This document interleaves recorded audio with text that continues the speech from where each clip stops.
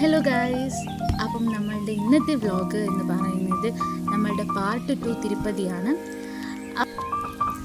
രാവിലെ തന്നെ സീതമ്മ എഴുന്നേക്കാനുള്ള പ്ലാനിങ് ഒക്കെ ആയിരുന്നു ട്രെയിനിൽ. പിന്നെ അവളെ വല്ല ചെറിയ ഉണർത്തിയെടുത്ത് നമ്മൾ തിരുപ്പതി റെയിൽവേ സ്റ്റേഷനിലെത്തി.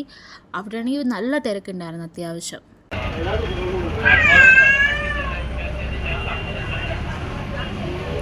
പിന്നെ നമ്മൾ ഇന്നത്തെ ദിവസം നല്ലൊരു ചായയിലൂടെ തന്നെ തുടങ്ങാൻ കരുതി.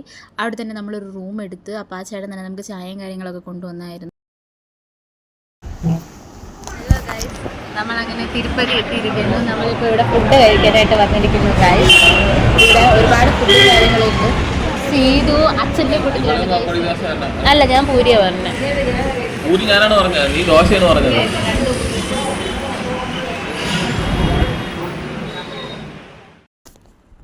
അങ്ങനെ ഞാനും ജിത്തേട്ടൻ വന്നൊരടിക്ക് ശേഷം എൻ്റെ പൂരിയും ജിത്തേൻ്റെ പൂരിയും വന്നിട്ടുണ്ട്. അപ്പോൾ ചേട്ടൻ പറയുന്നത് ഞാനാണ് മേടിച്ചത്, ചേട്ടനാണ് മേടിച്ചത്. അങ്ങനെ ആ ടോപ്പിക്ക് അവിടെ നിർത്തി നമ്മൾ ഫുഡ് കഴിക്കാനായിട്ട് തുടങ്ങി ഗൈസ്. അങ്ങനെ നമ്മൾ തിരുപ്പതിയിലെത്തിയിരിക്കുന്നു. ഈ ഒരു ട്രോളിയിലൂടെയാണ് നമ്മളുടെ മേൽ തിരുപ്പതിയിലോട്ടുള്ള യാത്രകളെല്ലാം ആരംഭിക്കുന്നത്.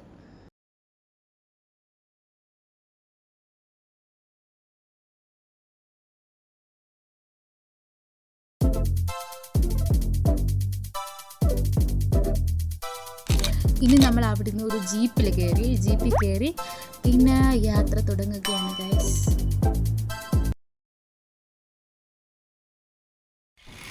പിന്നെ നമ്മൾ അങ്ങനെ നേരെ തിരുപ്പതിയിലോട്ട് ക്ഷേത്രത്തിലോട്ട് പോകാൻ നേരത്തൊരു കട കണ്ട്. പിന്നെ അവർക്ക് മൂക്ക് ആവശ്യമുള്ള സാധനങ്ങൾ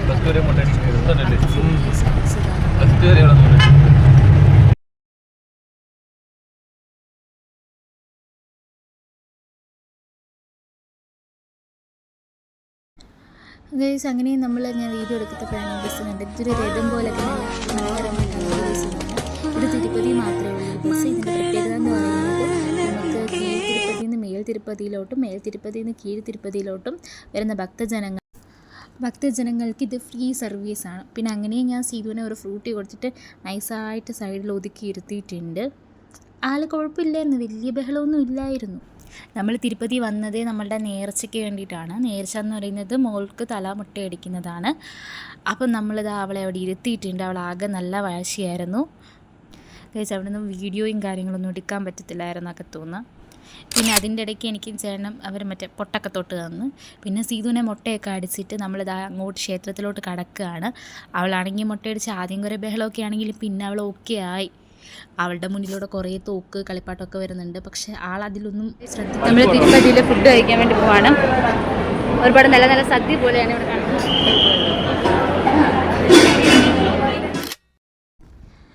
ഗൈസ്, ഇവിടുത്തെ സദ്യയുടെ പ്രത്യേകത എന്ന് പറയുന്നത് എന്തോ ഒരു ചട്നി, പിന്നെ ബീട്രൂട്ടിൻ്റെ ഒരു കറി, പിന്നെ മധുരം, പായസം, പിന്നെ റൈസ്. ഇത്ര തന്നെ ഇവിടുത്തെ കറി എന്ന് പറയുന്നത്. ഈ ചിത്രം എന്ന് പറയുന്നത് തിരുപ്പതി ഫുള്ളാണ് കാണിക്കുന്നത് ഈ ചിത്രം. പിന്നെ നമ്മൾ ഫുഡ് കഴിച്ച് കഴിഞ്ഞതിന് ശേഷം നേരെ ക്ഷേത്രത്തിലോട്ട് പോവാണ്.